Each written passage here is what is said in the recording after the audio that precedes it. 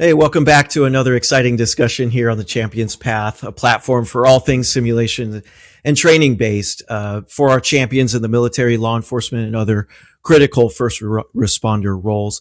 I'm here with Kim Hopwood to discuss OperatorXR, a software company with offices in both Australia and the US that has, in my opinion, developed a world-class product line of VR training simulation programs.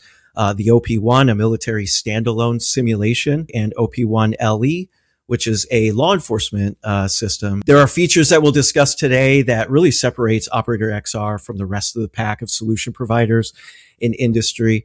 And this is a company founded by Special Forces veterans. So we're talking the real deal operator designing training for the next generation service members. So lots to talk about. So Kim, welcome, and thanks for taking the time to discuss with me today about your company. Thanks, Jared. Thanks for having me. Appreciate it. So before we dive headfirst into the programs, would you mind taking a moment to summarize your role and what OperatorXR is all about? Sure. Yeah. So my role at Operator is I'm the Chief Product and Technology Officer. So I oversee all of our product engineering teams, which are based in Sydney. And basically just thinking about how we can best design and deliver the product for the end user. Operator's background, we're, as you can tell by my accent, I'm here in Australia. We're an Australian company. We're listed on the Australian Stock Exchange, and we actually started off our parent company, X Reality Group, started off building wind tunnels. Which we did for about 10 years, building indoor skydiving simulators, training military and freefall simulation, as well as consumers. We then started to build VR as an entertainment experience in Australia. We rolled out 5 location-based virtual reality gaming studios, venues, and in that process, we learned a lot about VR. Our CEO is an ex-Tier 1 Special Forces veteran from the SASR in Australia.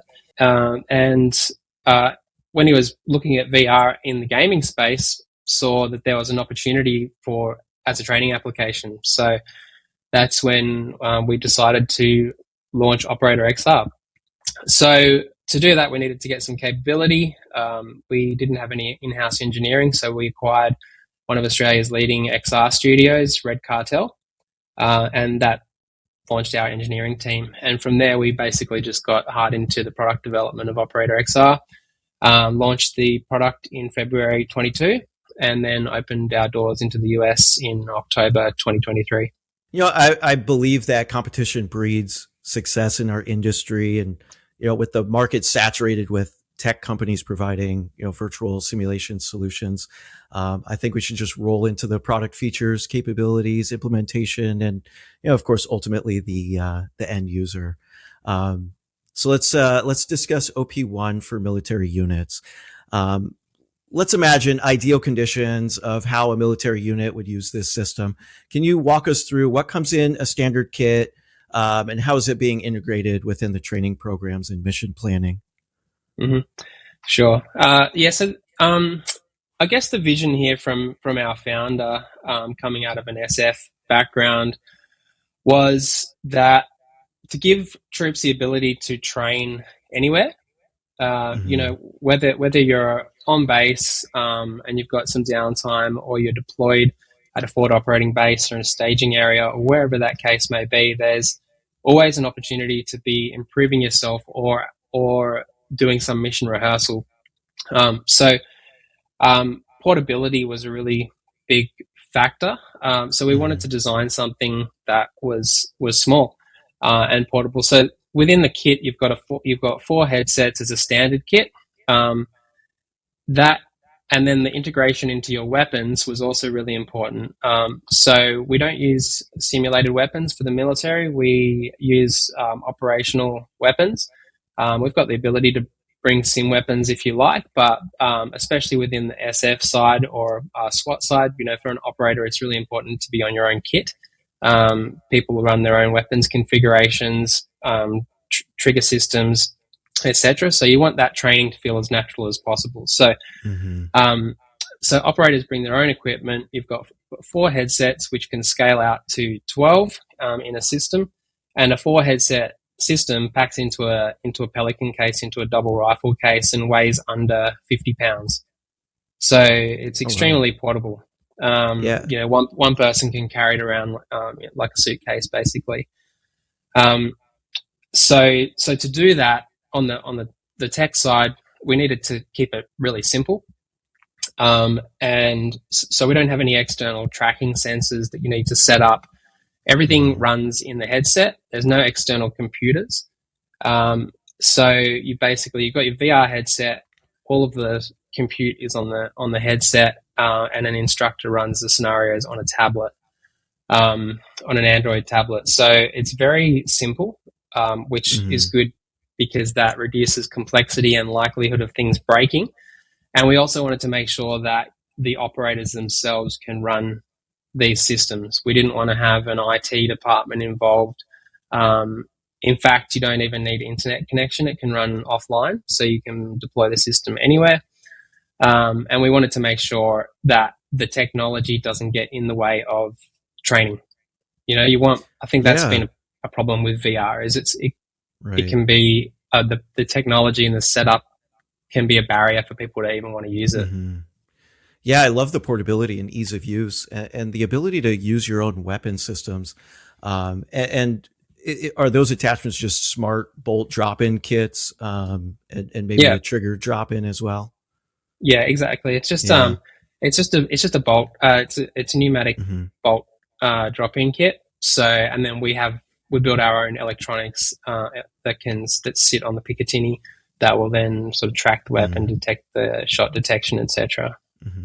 Yeah, that's awesome. Yeah, I remember when I was in the Marine Corps, we would lay down ribbon or tie them to stakes on the ground to mimic the boundaries of walls and hallways, entryways, and practice room drills. Entering, exiting, clearing, walking through tactics and techniques. And I can really imagine a team taking this outside in the lot, or like you had said, in a forward deploying scenario, using an indoor area or out on the grass, and run these drills, especially in a crawl, walk, run method, by increasing the complexity as well. You had mentioned 12, the max personnel within one scenario, which is incredible. I think that's unheard of, to add up to 12 individuals. And could they conduct force on force training? That's right. Yeah. So the system. Yeah. Sorry, I didn't really talk about the application, but it's predominantly designed around CQB for military use. So you can run in a team. You can run force on force.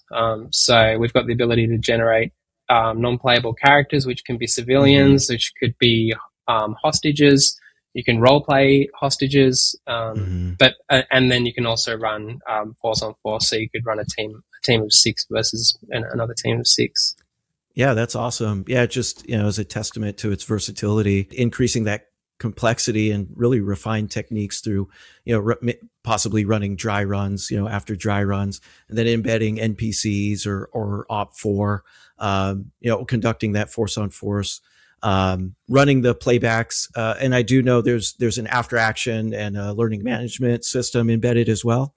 Yeah. Do you want to kind of discuss what's the learning management system about? Can you save individual profiles on there for recurring training and track progression?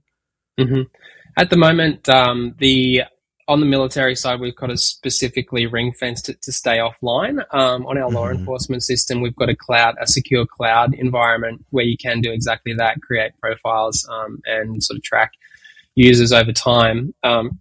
So we've got the ability to deploy it into the military environment, but at the moment it's more of an offline system. But the after action basically takes the subjectivity out of the debrief. You have the ability to record the scenario and then replay it, fully scrubbable timeline, replay from any point of view, whether that's top down, your POV, enemy point POV.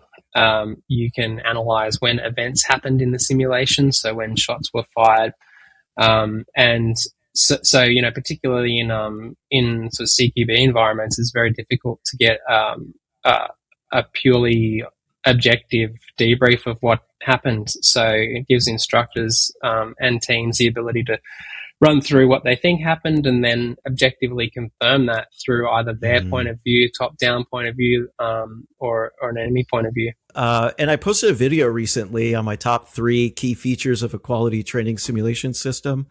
And my number 2 feature was the ability to customize scenario. And I've seen your VR scenario design tool and its ease of use. So part of the tool, which is available across both military and law enforcement, is the ability to sketch. We call it the sketch tool, but you can basically, again, for the end user, no training required, maybe a 10-minute quick tutorial. The ability to sketch out a floor plan or numerous building layouts up to 10,000 square feet. So think of like a 2D sketching a 2D floor plan. You can then extract that into a 3D model. This is all on our tablet, so there's no other computers required. Extract that into 3D models, and then within those 3D buildings, then you can start to place enemy furniture, forensics, hostages, civilians, and so that's excellent in a training use case where you can, I think within one, our tablet can store over 1 million different scenarios through this tool. Oh, wow. But also from an operational planning standpoint. So, we did a demonstration to a customer of a local terrorist event recently, and we were able to get the floor plans from that venue. We scanned them into the tablet, draw the blueprints, trace the blueprints within 10 minutes, and we had a 3D representation that was geographically accurate of that scenario. So if you were running a DA, rehearsing a DA, in an operational environment, you can actually have that ready to go within 10 minutes. Yeah, that's incredible. I saw the Forbes article stating that the OperatorXR's product manager, Justin Kay, demonstrating the speed with which blueprints of a building can be turned into a VR training ground. And I didn't exactly understand what that meant until you just explained its capabilities, and that's such an incredible feature to have, especially in an operational setting. So I'd like to shift to another solution, which is a testament to OperatorXR's forward thinking and the scalability. And I don't know who else is using this tech. So as we all know, the U.S. military is shifting from counterinsurgency tactics from the wars in the Middle East to prepare for major military powers or wars with major military powers like Russia, China, and North Korea. And their objective is to fill thousands of jobs within the air defense and UAV, UAS drone countermeasures. And companies like Drone Shield, which is an Australian startup, have a whole line of radio frequency disruption products combating drones from vehicle-mounted 360 detection and jamming to their handheld guns for long and short-range disruption. I think they have the drone gun tactical, the Mark III, and their latest Mark IV. And we've seen the violence and lethality of drones, especially in Ukraine. We've seen them being used by the Islamic State and weaponizing drones. We've also seen an increase of surveillance, reconnaissance, smuggling, and other criminal activities with drones that law enforcement has been combating. And from my understanding, OperatorXR has partnered and developed the capability and program to train service members in VR using drone guns to combat drones on multi-domain scenarios. Yeah, that's pretty much where we're at, Jared. We actually, the idea came about. One of the people in our team had an idea for OperatorXR's kind of tagline, which was adapt to tomorrow's challenges. Mm, And that's really what we want our company to be about. Is we realize that the battlefield is changing very quickly, and it's almost impossible for people on the ground, for our frontline teams, to be able to be prepared for these kind of scenarios. So, mm-hmm. and then the obvious use case there was what you said, is in the counter drone space. How do you, as a soldier, be prepared for all of these new styles of attack, which is really where simulation and specifically VR can play a brilliant role in gaining, Mm-hmm. everything from situational awareness to developing and understanding, rolling out new TTPs, um, Mm-hmm. whether they be kinetic or non-kinetic. So Drone Shield, another great Australian defence tech success story, who we know very well. We approached them about the idea, and they were really all about it because from the counter UAS side, in the non-kinetic space, it's all about RF jamming. You can't Mm-hmm. train with an RF jammer in an urban environment because you're going to jam everything. So you're going to knock out all of the civilian Right. comms. so, Right. so they sell these systems to a lot of agencies, not just the military, but a lot of federal agencies, people that need to think about what they would do in an urban environment, near an airport, in an airbase, Mm, all of these different places. So they thought there was a lot of potential. And so within the system, you've got the ability to bring in any number of drone size, any number of style of attack, and basically, we're not advising on what your TTP should be, but we're helping right. you to be able to bring in the ability to simulate and understand Mm-hmm. what you would do. And we've had Mm-hmm. approaches from a lot of different nations, and you'll find that they all have their own different styles of TTPs, because I think everyone's evolving Mm-hmm. to know what to do. Yeah. So, so with the implementation, do you guys provide consultancy and training and customizing scenarios to their specifications? That's right. Yeah, Yeah. it's a little less Mm-hmm. cookie cutter than Mm-hmm. the military and law enforcement systems, due to the nature Mm-hmm. of bespoke requirements and just how quickly things are evolving. Mm-hmm. So we work with the customer in that instance to understand what sort of Mm-hmm. scenarios do they want to be training for, and also what kind of counter UAS systems they have. So Mm-hmm. especially the ability to train in a multi-layered counter UAS environment, where you might be, there's not just one go-to system that's going to protect you from Mm-hmm. a UAS attack. So being able to train across various systems, I think, is where it starts to get Mm-hmm. really powerful. So yeah, this is truly an incredible system. A mobile standalone system with drop-in kits for training with your own service weapons. Um, supports up to 12-person scenarios, customized scenarios, counter drone training. It's absolutely incredible. I think we can shift over to OP1 LE if you're okay with that. Yeah, sure. I want to touch back on what you had brought up about the clunkiness of some of these VR systems. And a few years ago, when the first major law enforcement VR simulator was fielded here in the States on the West Coast, the system was incredibly clunky. HTC Vive headset, which meant 4 motion trackers in each corner of the room, a PC to run the software, Bluetooth dongles that were tethered to the PC that connected to each tracker, right? So one dongle for the left arm, right arm, dongles for the weapons, and you had to constantly resync these receivers for every training. Just a pain in the ass all around. And Mm. most agencies really wanted to travel with the systems for demonstrations and training, and it was just a nightmare to set up. They had replicated weapons that didn't have any functionality. And I've seen some of the marketing material for Operator XR's LE system. So if you don't mind, I think we can do the same thing that we did with OP1. Ideal conditions, LE use, what comes in Hmm. the kit, and who's using it. Yep. Great.